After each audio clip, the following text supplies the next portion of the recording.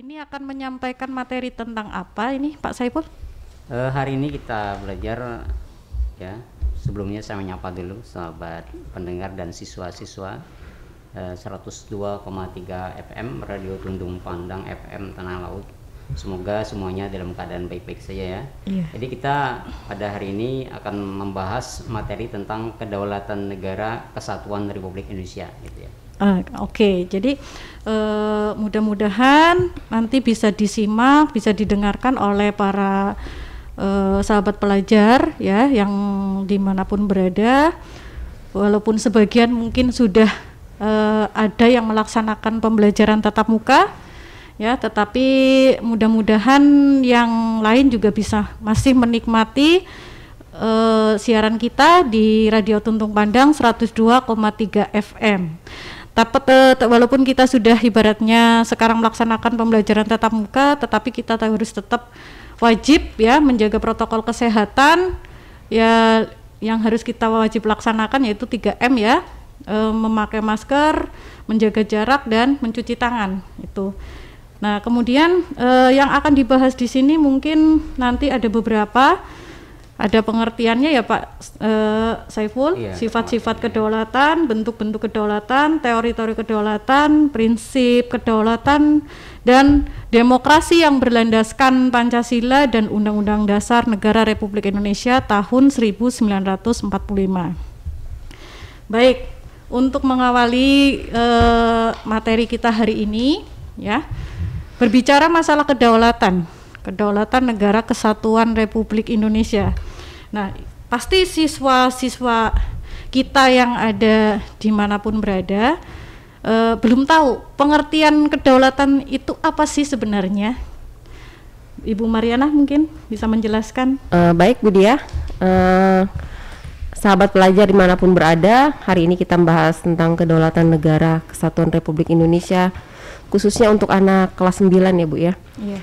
Jadi di sini pengertian kedaulatan adalah kekuasaan yang tertinggi Bu Dia. Anak-anakku sekalian, jadi kedaulatan itu adalah kekuasaan yang tertinggi untuk membuat undang-undang dan melaksanakannya dengan semua cara yang tersedia.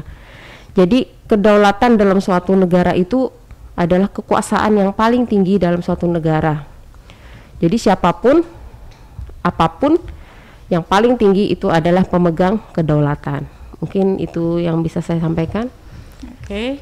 Kemudian lanjut lagi, selain pengertiannya, kira-kira kedaulatan itu memiliki sifat apa saja ya? Sifat apa saja, terus kemudian lanjut sekalian, jadi bentuk kedaulatan itu yang kita kenal itu ada berapa? Pak Hafiz? Terima kasih Ibu, rekan-rekan dengar semua. Saya lanjutkan. Selanjutnya adalah berkenaan tadi dengan sifat-sifat kedaulatan. Jadi menurut teorinya ada 4 sifat pokok kedaulatan. Yang pertama itu Ibu, asli, itu artinya kekuasaan tidak berasal dari kekuasaan lain yang lebih tinggi. Yang kedua ada permanen, artinya kekuasaan itu tetap ada sepanjang negara tetap berdiri walaupun pemerintahannya sudah berganti. Yang ketiga ada tunggal, artinya kekuasaan itu merupakan satu-satunya dalam negara dan tidak dibagikan kepada badan-badan lainnya. Dan yang keempat adalah tidak terbatas, artinya kekuasaan itu tidak dibatasi oleh kekuasaan lain. Seperti itu Ibu. Oke. Lanjut ke bentuknya. Bentuk kedaulatan ada berapa yang selanjutnya dikenal? Itu ada bentuk kedaulatan. Jadi ada 2 bentuk kedaulatan Ibu. Yang pertama adalah kedaulatan ke dalam. Itu artinya adalah bahwa suatu bangsa itu yang merdeka memiliki kekuasaan untuk menyusun dan mengatur organisasi pemerintahannya sendiri menurut kehendak mereka sendiri. Yang kedua adalah kedaulatan keluar. Itu artinya adalah bahwa kedaulatan keluar itu mempunyai kekuasaan untuk berhubungan dan bekerja sama dengan bangsa lain tanpa terikat oleh kekuasaan lainnya. Seperti itu Ibu. Oke. Jadi bentuk kedaulatan itu tadi sudah disampaikan ya, ada kedaulatan ke dalam, ada kedaulatan keluar. Oke, sebelum kita lanjut, nanti buat rekan dengar di rumah, sahabat pelajar yang ada di dimanapun berada, kita nanti akan membuka link interaktif ya. Ini nomornya di 081-1501-2304. Saya ulangi, 081-1501-2304. Ya, itu apabila ada pertanyaan nanti silahkan langsung bisa disampaikan di sini ya. Oke, jadi seperti itu. Kita lanjut lagi untuk teori-teori kedaulatan ya. Untuk teori kedaulatan itu nanti bisa dijelaskan sekalian dengan prinsip kedaulatannya ya Pak Saiful ya. Jadi Pak Saiful untuk teori kedaulatan dan prinsip kedaulatan silahkan. Ya, baik Bu Dia, terima kasih ke Bu Ana dan Pak Hafiz ya. Saya akan mungkin ada siswa yang kurang jelas ya dari penjelasan Ibu. Saya ulangi Bu Ana ya. Oh ya silahkan Pak. Pak Hafiz Terima ya, kasih permisi. Bahwa tadi diawali dengan pengertian kedaulatan yang artinya kedaulatan adalah kekuasaan tertinggi untuk membuat undang-undang dan melaksanakan dengan semua cara yang tersedia dalam sebuah negara. Jadi bahwa kedaulatan itu adalah kekuasaan tertinggi ada di tangan rakyat ya, yang dijalankan oleh misalnya kalau di Indonesia siapa? Presiden ya menjalankan karena mendapatkan mandat dari rakyat. Nah, identik dengan gaya pemerintahan yang disebut dengan demokrasi, di mana demokrasi itu adalah pemerintahan dari rakyat, oleh rakyat dan untuk rakyat ya. Dan menurut Jane Bodin juga bahwa sifat kedaulatan itu tadi yang dijelaskan oleh Pak Hafiz, mungkin saya tidak mengulas lagi, memang ada 4 itu menurut teori Jane Bodin ya, seorang ahli ketatanegaraan. Dan selanjutnya kedaulatan menurut bentuknya ada 2, kedaulatan ke dalam, artinya bahwa negara itu memiliki kedaulatan untuk mengatur dirinya sendiri, mengatur rakyatnya tanpa ada campur tangan dari negara lain, karena kita termasuk itu atau merupakan ciri negara yang berdaulat. Jadi kalau masih di dalam negerinya sendiri ada turut campur negara lain, berarti negara tersebut belum bisa dikatakan berdaulat. Yang kedua adalah kedaulatan bentuknya keluar. Artinya apa?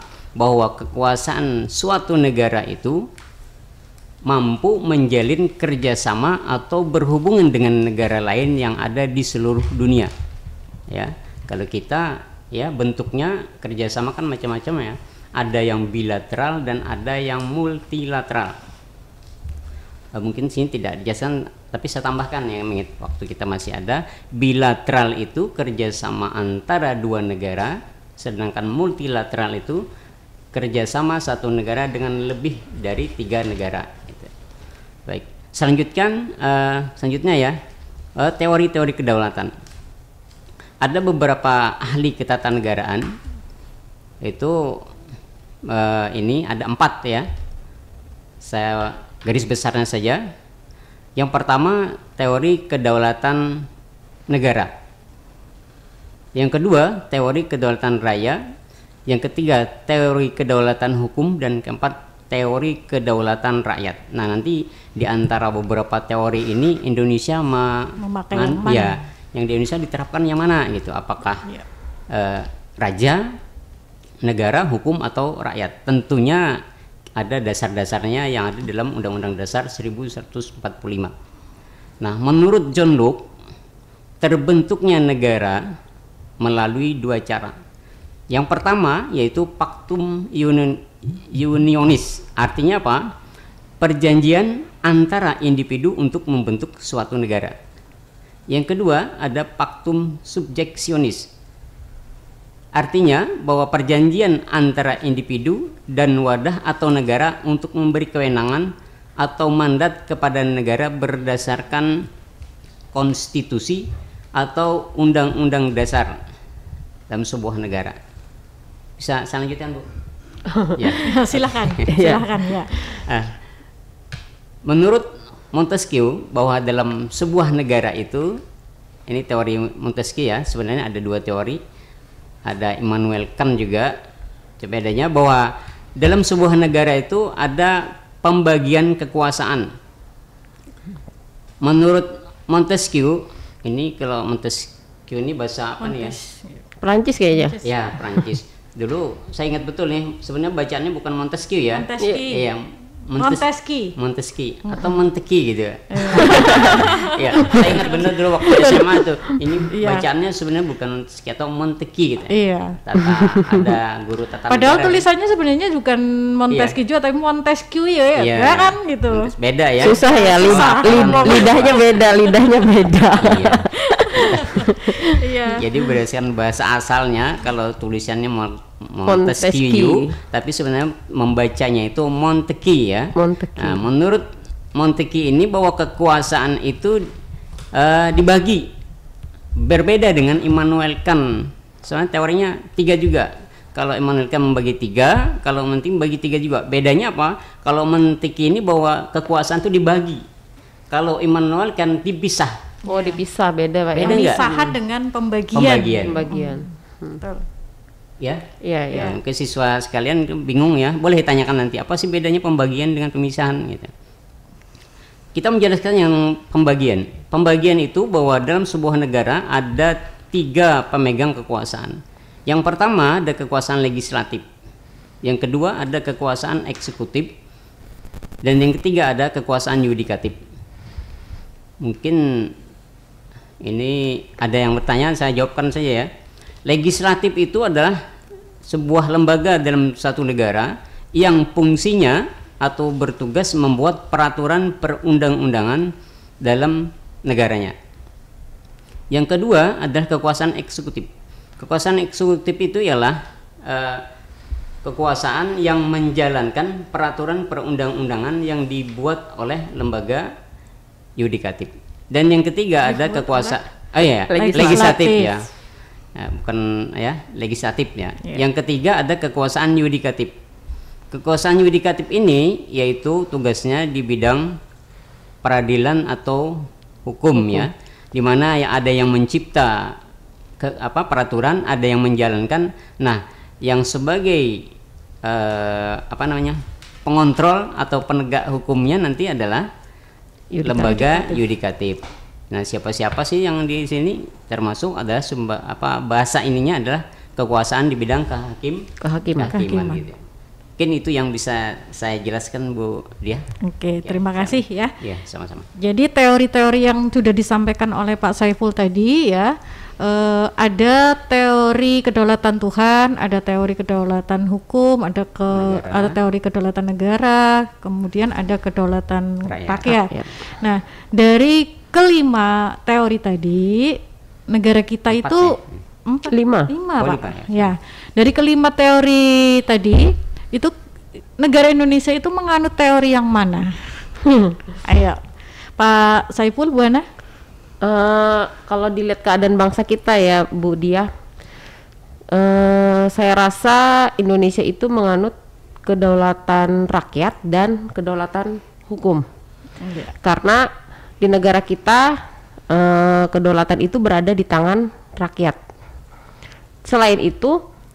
Selain di tangan rakyat, tapi negara kita juga tetap menegakkan yang namanya hukum. Jadi bagaimana pemerintahannya, bagaimana rakyatnya itu tetap diatur oleh hukum. Mungkin itu pendapat saya. Karena untuk kedaulatan raja, negara kita tidak dipimpin oleh raja. Gitu ya Pak. Iya, betul. Ya. Baik, mungkin sudah cukup jelas ya dari apa yang sudah disampaikan sama Bu Mariana tadi. Nah, berkaitan dengan kedaulatan kembali ya, nih pasti tidak terlepas dengan namanya demokrasi, ya. Jadi kedaulatan itu tadi yang sudah disampaikan Pak Saiful tadi untuk menambah Ibu Mariana, itu bahwa negara Indonesia itu menganut kedaulatan rakyat, tidak terlepas juga yang namanya demokrasi. Ya. Nah, demokrasi itu apa? Demokrasi adalah berasal dari kata demos dan kratos. Demos itu artinya rakyat, kratos atau kratein artinya pemerintahan. Apabila digabung ya, itu memiliki pengertian pemerintahan rakyat. Nah, kemudian mantan presiden Amerika Serikat Abraham Lincoln pada waktu itu mengemukakan pengertian demokrasi itu pemerintahan dari rakyat, oleh rakyat, dan untuk rakyat. Nah, itu ya. Nah, kemudian kalau di Indonesia sendiri, demokrasi itu sangat terlihat itu diwujudkan dalam kegiatan yang namanya pemilu. Ya. Iya, betul. Nah, untuk memilih wakil rakyat ya. Sekarang kita bahas sambil menunggu telepon dari sahabat-sahabat pelajar atau para pendengar radio Tuntung Pandang ya.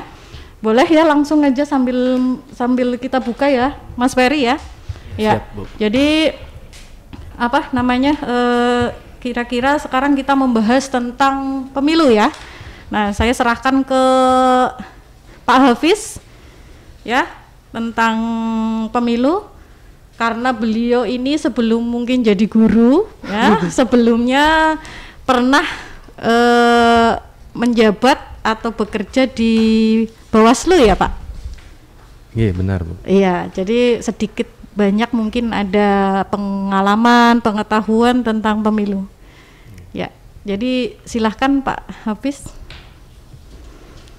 Ya, terima kasih Ibu dan rekan-rekan pendengar semua. Yang pertama, ulun ingin memberi penguatan tadi, benar kata yang dijelaskan oleh Ibu Mariana, bahwa di Indonesia ini menganut kedaulatan rakyat ya, dan itu dijelaskan atau disebutkan dalam Undang-Undang Dasar, di dalam konstitusi kita, yaitu pasal 1 ayat 2 yang bunyinya kurang lebih seperti ini Ibu. Kedaulatan berada di tangan rakyat dan dilaksanakan menurut Undang-Undang Dasar. Nah, kemudian menyinggung mengenai kepemiluan ya, benar bahwa pemilu itu adalah cara di negara kita atau sebutannya pemilihan langsung ya sekarang Bu ya.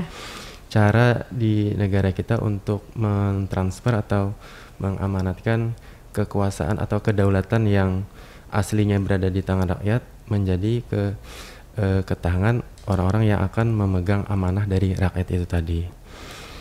Jadi yang pertama ini berkaitan juga nih dengan penjelasan Bapak tadi mengenai teori pembagian kekuasaan ya, dari menurut siapa tadi Pak? Agak susah lo nyebutkannya. Montesquieu. Kalau pembagian itu Montesquieu. Ya. Agak susah lo nyebutkannya, lidahnya bukan lidah Perancis. Iya. Jadi yang pertama mungkin ulun jelaskan lembaganya dulu. Lembaga yang berkenan dengan penyelenggara pemilu. Nah, jadi lembaga penyelenggara pemilu itu ada 3 Ibu. Nah, yang pertama adalah KPU, Komisi Pemilihan Umum. Kalau di daerah, di tempat kita juga ada KPU, Komisi Pemilihan Umum Daerah Kabupaten Tanah Laut. Nah, yang kedua adalah Bawaslu, Badan Pengawas Pemilihan Umum. Nah, juga ada itu, ada di pusat, provinsi, kabupaten yang sifatnya tetap, dan di kecamatan juga ada kecamatan hingga desa sampai tempat pemungutan suara yang sifatnya ad hoc. Dan yang ketiga adalah DKPP. Nah, DKPP adalah Dewan Kehormatan Penyelenggara Pemilu. Nah, yang pertama tadi KPU adalah tugasnya secara garis besar adalah penyelenggara teknis yang menjalankan tahapan-tahapan yang ada di peraturan kepemiluan. Yang kedua adalah Bawaslu, di mana Bawaslu adalah badan yang bertugas untuk mengawasi jalannya tahapan yang dilaksanakan oleh KPU tadi. Nah, selain KPU yang diawasi, juga pesertanya juga Bu. Nah, peserta dari pemilu. Nah, yang ketiga adalah DKPP yang tugasnya adalah untuk menjaga kehormatan penyelenggara pemilu yang 2 itu tadi. Nah, kemudian selanjutnya adalah mengenai pesertanya. siapa saja peserta pemilu itu. Jadi peserta pemilu itu ada 3. Yang pertama adalah pasangan calon. Pasangan calon ini kalau yang pertama adalah pasangan calon presiden dan wakil presiden. Kemudian pasangan calon gubernur dan wakil gubernur untuk kepala daerah. Kemudian pasangan calon wali kota dan wakil wali kota. Dan yang terakhir pasangan calon bupati dan wakil bupati, yang kita juga di kabupaten kita di Tanah Laut juga menyelenggarakannya kemarin tahun 2019 Bapak ya, kalau tidak salah 2018 ya untuk bupati. Kalau 2019 yang presiden. Nah, selanjutnya yang kedua adalah pesertanya adalah perseorangan. Nah, perseorangan ini untuk memilih calon DPD atau Dewan Perwakilan Daerah ya.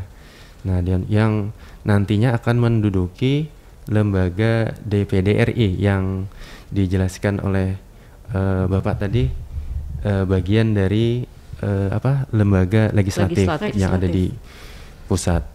Nah, yang ketiga adalah partai politik. Nah, partai politik ini nantinya ada kader-kadernya. Kader-kadernya itulah nanti yang akan terpilih dan menduduki jabatan dewan di DPR RI untuk pusat dan DPRD untuk legislatif di daerah, baik itu di provinsi maupun kabupaten.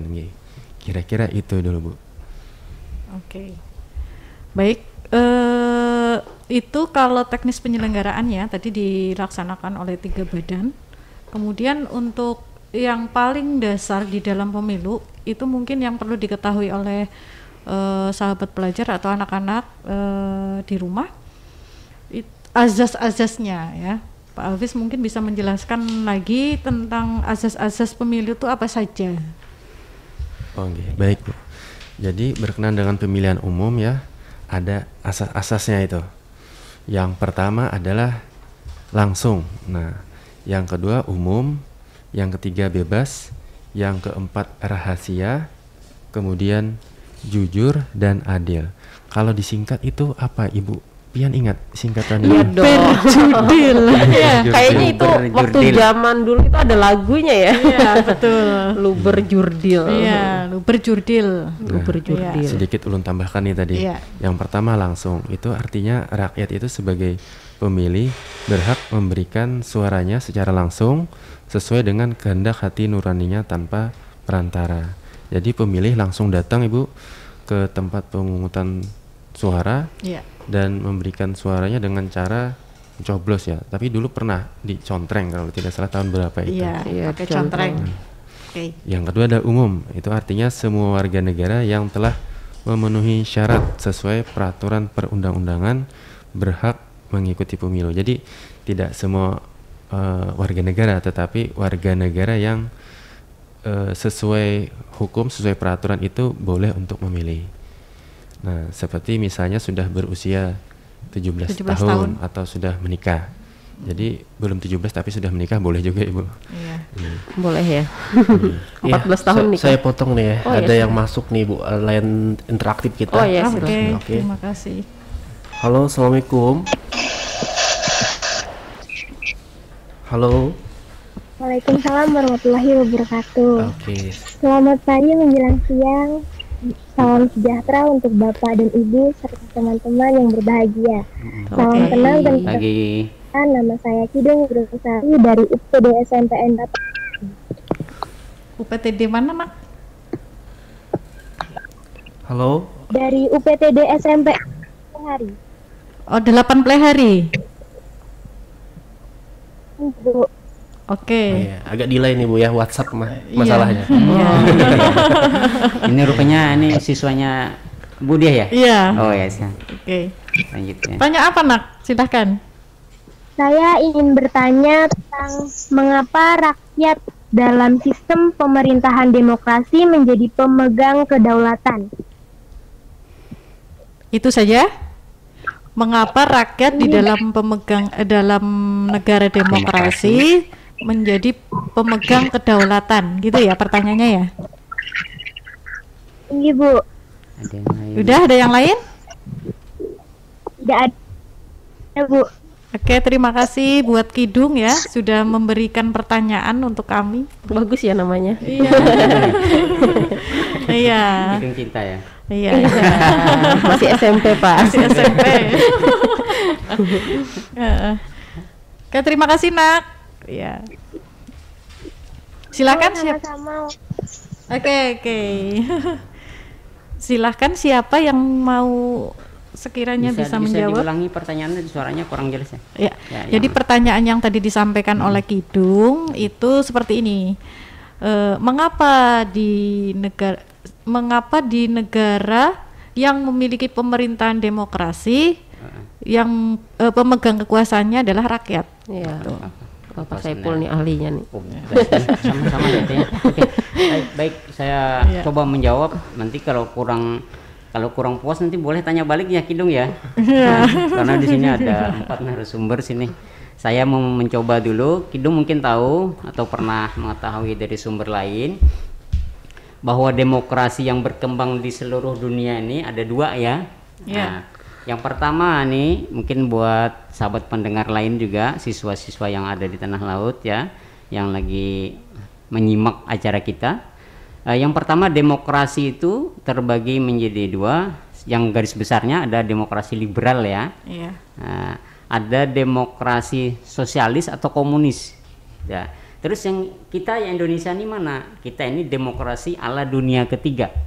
Ala dunia ketiga itu kita punya demokrasi tersendiri, itu namanya demokrasi Pancasila. Baik, untuk menambah wawasan dulu ya Kidung ya, dan sahabat pelajar yang lain, ada demokrasi liberal. Apa itu demokrasi liberal? Mungkin sudah tahu, ada yang contoh ya, liberal itu kita tahu semua. Siapa? Amerika Serikat. Iya, liber. Liberal itu artinya bebas. Ya. Di mana negara itu mengedepankan kebebasan individu. Jadi mau ngapain aja bahasanya ya, di Amerika, di negara liberal itu boleh, tidak dilarang, ke depan dia ya. Kepentingan individunya sangat diutamakan, berbeda dengan kita ya. Nah, terus kalau cara mengambil keputusan di negara Amerika atau di negara liberal, kita kiblatnya ke Amerika terus ya. Nah, misal kalau besar ya. Kalau di negara liberal ini mau pemilu, maka yang hitungannya tuh 50/1. Pak Hafiz gimana tuh? Sama Indonesia ya? Yang menang nih 50/1. 50/1 ya. Gitu ya? Syarat keputusannya. Iya. Syarat keputusan ya dalam mengambil. Iya, dalam pengambilan keputusan 50+1. 50/1. Nah, itu nanti satu-satu ini di liberal ya. Nah, memisahkan urusan agama dengan kehidupan sekuler. Artinya di negara liberal ini bebas, mau beragama mau tidak ya terserah, negara ya cuma mengaturkan saja. Di situ yang senang tidak beragama boleh ke sana, yang beragama juga tidak dilarang ya. Nah, mungkin itu secara garis besarnya. Nah, berbeda sekarang dengan yang komunis. Kita ambil negara Cina ya. Kalau tadi ini berbanding terbalik, kalau di liberal itu kebebasan individu diutamakan, sementara di negara komunis kebebasan individu itu tidak diakui. Siapa yang berkuasa di negara komunis adalah negara. Segala sesuatunya diatur oleh negara sepenuhnya. Jadi kebebasan individu hampir-hampir tidak terlindungi. Cara mengambil keputusan itu berdasarkan kehendak mayoritas. Di komunis Bu Ana nggak ada pemilu ya? Ada kan? Ada, tapi kayaknya sudah diatur gitu ya. Oke. Baik. Dan yang ketiga, tidak mengenal agama. Ya. Komunis. Ateis, ya? Apa istilahnya? Pokoknya agama tidak diatur di situ. Misalnya kalau di kita kan kalau Natal libur ya. Libur ya. Hari raya juga diliburkan. Kalau di sana jangan harap ya. Di negara komunis tidak ada, mau hari raya tetap yang kerja itu ya Natal. Nah, yang ada suara mayoritas terbesar masyarakat yang menentukan segalanya. Itu secara garis besarnya saja ya mungkin. Nah, di Indonesia bagaimana? Di Indonesia ini yang ditanyakan Kidung itu, kita adalah negara mengatur kepentingan warga negaranya. Jadi misalnya dalam mengambil keputusan kita mengenal dengan istilah musyawarah mufakat. Kecuali ada buntu ya, baru kita mengambil voting. Ya, itu suara terbanyak gitu ya. Jadi rakyat itu selalu dilibatkan ya dalam pengambilan keputusan gitu. Iya, kan pemegang kekuasaan tertinggi dalam sebuah negara yang menganut demokrasi adalah sepenuhnya ada di tangan rakyat. Kalau kita kembalikan di dalam Undang-Undang Dasar itu sudah diatur dalam pasal 1 ayat 2. Ya, sudah jelas sekali. Jadi ya. Pemegang kekuasaan di negara Indonesia adalah rakyat ya. Dan dijalankan sepenuhnya juga oleh rakyat. Iya.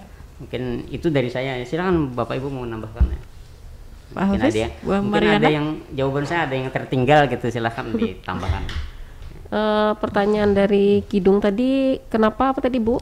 Kenapa negara Indonesia yang menggunakan pemerintahnya demokrasi itu pemegang kekuasaannya adalah rakyat gitu? Oh iya, kenapa pemegang kekuasaannya itu adalah rakyat? Sebenarnya kalau dari kata dasarnya aja demokrasi, ya kan, dari seperti kata Ibu tadi ya, kan gitu. Itu kan yang seperti Abraham Lincoln tadi kan, pemerintahan yang berasal dari rakyat, oleh rakyat dan untuk rakyat. Nah, seperti penjelasan Pak Hafiz tadi, memang kedaulatan itu berada di tangan rakyat, tapi untuk menjalankannya itu perlu wakil-wakilnya yang akan duduk di 3 lembaga tadi kan Bu ya. Kalau memang kedaulatannya memang kedaulatan rakyat, kekuasaan tertinggi itu di tangan rakyat, tapi siapa yang harus melaksanakannya? Tentu ada yang bertugas, ada yang mewakili dalam hal ini, seperti yang kata Pak Hafiz tadi, lembaga-lembaga negara yang menjalankan kekuasaannya di lembaga legislatif, yudikatif, dan eksekutif. Karena kalau tidak ada lembaga, siapa yang memimpin kan? Rakyat semua yang nggak mungkin ya. Nggak mungkin semua rakyat akan memimpin negara ini, karena kita tahu pemikiran rakyat itu nggak ada yang sama.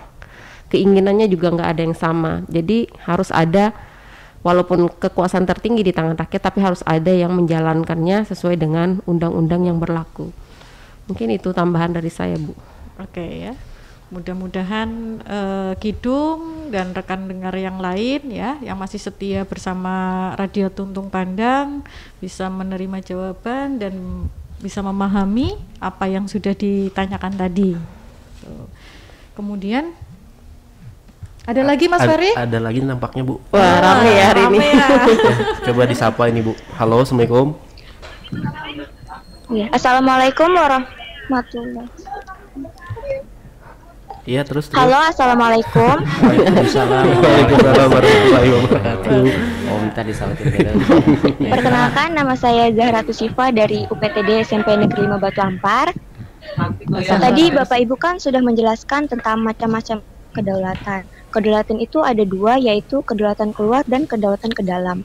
Tolong Bapak Ibu jelaskan contoh hal atau nyatanya untuk kedaulatan ke dalam. Terima kasih. Mungkin bisa diulang. Diulang, Zahratu Syifa ya? Zahratu Syifa. Iya. Kedaulatan ke dalam ya. Jadi tadi Bapak Ibu kan sudah menjelaskan tentang kedaulatan. Terus bentuknya ya. Bentuk-bentuknya ya, Nak. Halo? Tolong Bapak Ibu jelaskan contoh real atau nyatanya untuk kedaulatan ke dalam. Contoh real dari kedaulatan ke dalam. Oke. Ada lagi? Ada lagi, Nak, pertanyaannya? Halo? Cukup ya? Cukup. Pertanyaan yang kedua, ada lagi. Indonesia itu menganut kedaulatan rakyat dan kedaulatan hukum itu apa ya Bapak atau Ibu? Apa diulangi lagi, Nak? Boleh diulang? Delay nih Bu ya. Iya. WhatsApp masalahnya. Pertanyaan kedua ya. Pertanyaan yang kedua diulang, bisa nggak? Pertanyaan yang kedua, bukti kalau negara Indonesia itu menganut kedaulatan rakyat dan kedaulatan hukum itu apa ya Pak? Ya, Bu. Oh ya. Oke, buktinya. Oke. Jadi terima kasih anak ya. Jauh Bu dari Batu Ampar. Oh iya, betul sekali. Baru nyampe. Jadi halangannya banyak ya. Iya. Ya. Oke, terima kasih buat Zahratul Syifa dari UPTD SMP Negeri 5 Batu Ampar. Ya, di sini ada menyampaikan 2 pertanyaan. Yang pertama itu tadi bentuk real ya, nyata dari kedaulatan ke dalam itu contohnya apa? Kemudian yang kedua itu bukti negara Indonesia itu menganut kedaulatan rakyat dan kedaulatan hukum. Ini yang minta yang nyata-nyata. Ya, bagus sih. Ya, betul. Yang nyata-nyata yang di lapangan gitu ya. Silakan ya. Pak Hafiz mungkin. Ya, Pak Hafiz mau jawab yang mana? Yang pertama boleh, yang kedua juga boleh. Dua-duanya boleh. Dua-duanya juga senang boleh. sekali. Berbagi aja Bu ya. Iya, untuk siapa tadi Mbak? Zahratul Syifa dari UPTD SMP Negeri 5 Batu Ampar. Batu Ampar ya. Jadi kebetulan ini memang Bapak tadi ya yang menjelaskan berkenaan dengan bentuk kedaulatan. Ada yang ke dalam dan keluar. Pada intinya ya secara garis besar yang ke dalam tadi itu adalah bahwa bangsa Indonesia itu memiliki kekuasaan sendiri untuk mengatur dalam tanda kutip rumah tangganya sendiri ya gitu Bapak Ibu ya. Contoh realnya mungkin ini bangsa Indonesia itu membuat undang-undangnya sendiri, mulai dari undang-undang dasarnya sendiri, konstitusinya sendiri, kemudian undang-undang yang mengatur bidang-bidang tertentu sendiri, atau bahkan di daerah kita di Kabupaten Tanah Laut itu membuat peraturan daerah sendiri kayak gitu Bapak Ibu. Nah, Perda kabupaten ya. Iya, Perda ya. Kabupaten ya, yang membuat berarti lembaganya adalah DPRD Kabupaten Tanah Laut. Iya, yang kantornya atau tempatnya ada di seberang kita ini kalau tidak salah ya Bu. Agak geser sedikit ya. Agak geser banyak. Agak geser banyak. Iya betul Mas. Memang benar ya DPRD. Nah, itu membuat peraturan daerah itu salah satunya. Nah, mungkin Ibu Mariana bisa ngasih contoh lainnya nih selain pembuatan peraturan. Selain buat undang-undang ya, tentunya untuk mengatur ya seperti kata Pak Hafiz tadi, mengatur rumah tangga sendiri tanpa campur tangan dari tetangga ya. Tetangga jangan ikut campur dengan urusan dalam negeri. Termasuk tentang kesehatan, pendidikan, apalagi ekonomi, pertahanan, keamanan dan lain-lain. Itu pemilu juga termasuk ya. Ya, negara lain tidak berhak untuk mencampuri urusan dalam negeri. Oh, mungkin ini tambahannya Bu, ini mengenai ini kan lagi eranya COVID lah ya. Kemarin termasuk itu pengelolaan penanganan COVID-19 itu ya betul. Tiap negara mungkin beda-beda. Jadi Indonesia punya caranya sendiri, mungkin berbeda dengan negara tetangga kayak gitu. Walaupun vaksinnya dari luar ya. Tidak berhak mencampuri urusan suntik menyuntik walaupun vaksinnya dari luar. Kan penanganannya. Nah, dari segi penanganannya ya. Kalau keluar contoh realnya nyatanya apa? Kalau keluar tadi mungkin sudah dijelaskan sama Bapak ya. Hubungan bilateral tadi dan multilateral ya, dipertegas lagi. PBB, kita ikut organisasi internasional. Kemudian investasi dengan negara-negara lain. Hubungan perdagangan, hubungan pendidikan, pertukaran pelajar kan gitu ya. Iya, betul. Itu untuk contoh real dari kedaulatan, bentuk-bentuk kedaulatan yang tadi sudah disampaikan, ada kedaulatan ke dalam dan kedaulatan keluar. Untuk pertanyaan yang pertama sudah dijawab Zahratul Syifa ya. Ya, mudah-mudahan paham ya, mudah-mudahan bisa terjawab pertanyaannya. Kemudian untuk yang kedua ya, ini siapa?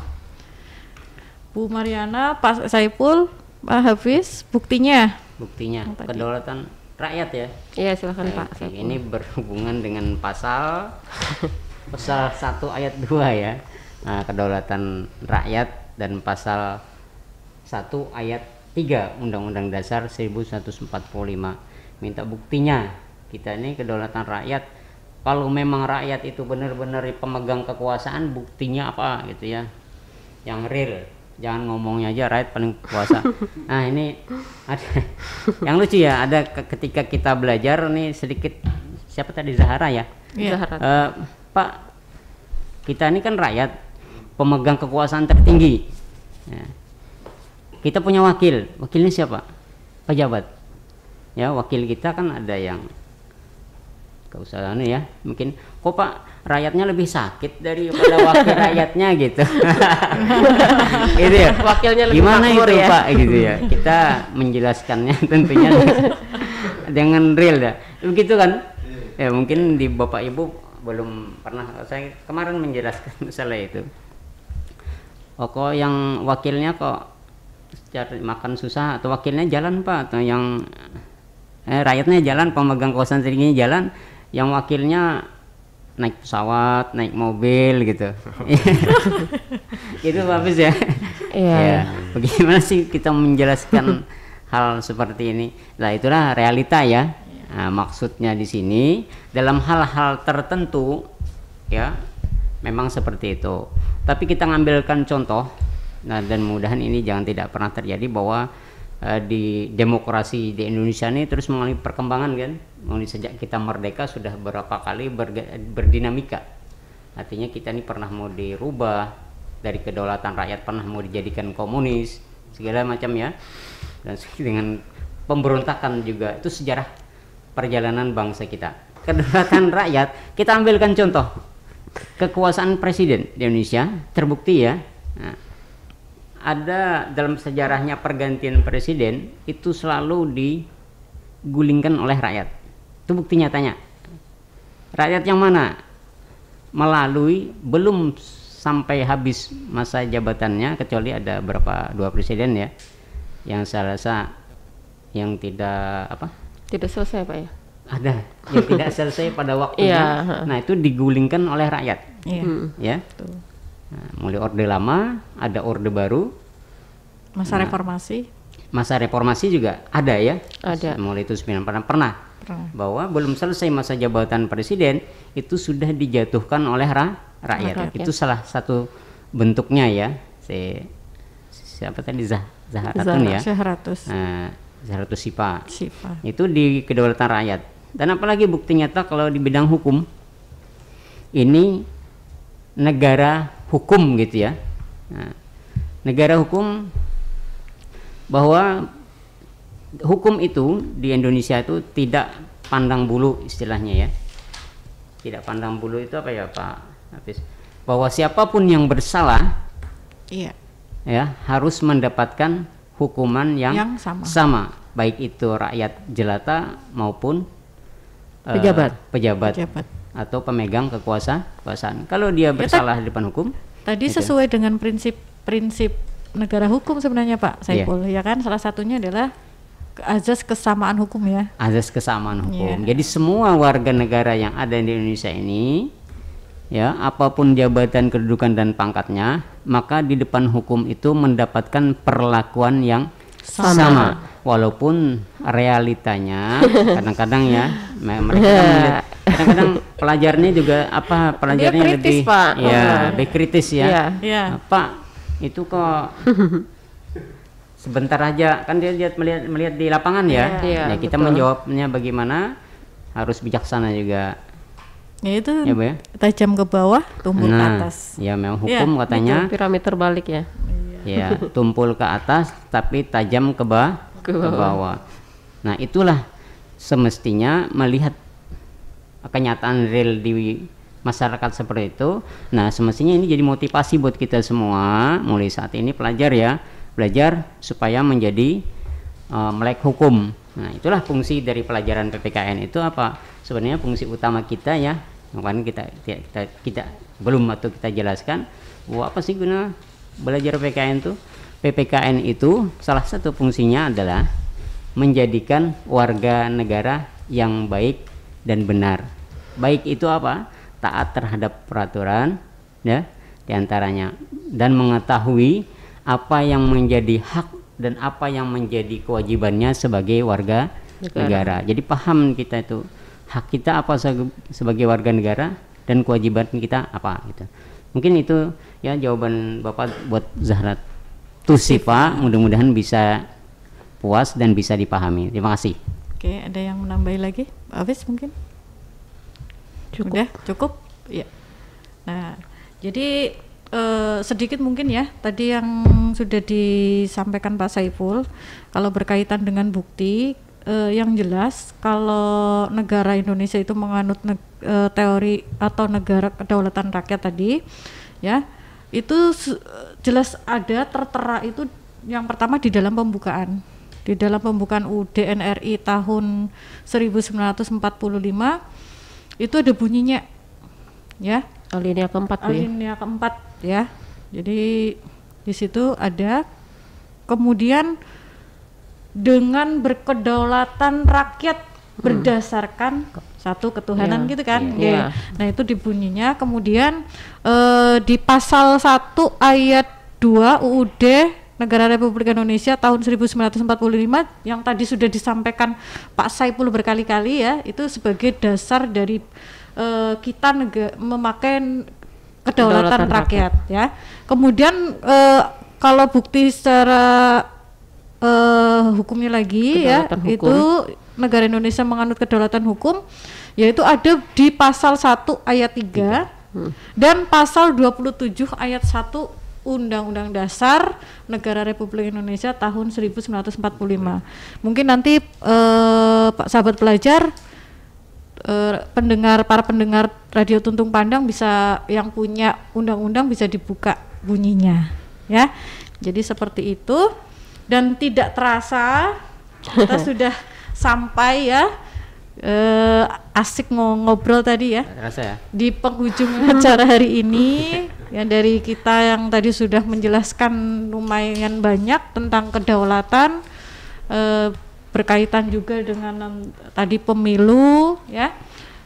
Jadi memberikan pembelajaran yang hari ini bisa menambah ilmu buat para sahabat pelajar, ya, yang ada di rumah, wawasan yang mungkin tidak didapatkan dari belajar dengan Bapak Ibu gurunya, paling tidak sedikit, ya, menambahkan dan bisa bermanfaat untuk yang lainnya.